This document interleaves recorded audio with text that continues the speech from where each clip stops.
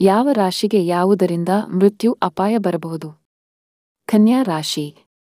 ಇವರು ಬಹಳ ಕಾಲ ಈ ಭೂಮಿಯ ಮೇಲೆ ಬದುಕಿರುತ್ತಾರೆ. ಸಹಜವಾಗಿಯೇ ಇವರು ಆಯುಷ್ಯ ಪೂರ್ತಿಯಾಗಿ ಬದುಕಬಹುದು.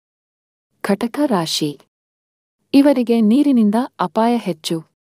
ಸಿಂಹ ರಾಶಿ.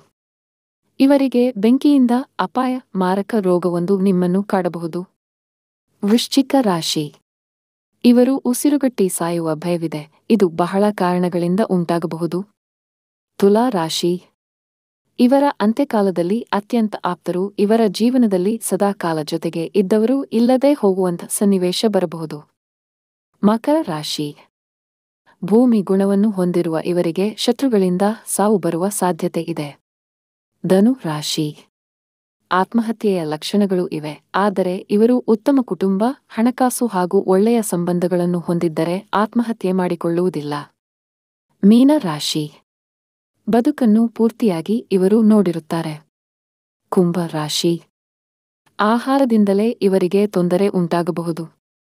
ಮಿಥುನ ರಾಶಿ. ಇವರ ಗುಣಗಾಳಿ ಲಿವರ್ಗೆ ಸಂಬಂಧಿಸಿದ ಕಾಯಿಲೆಗಳು ಇವರನ್ನು ಕಾಡಬಹುದು.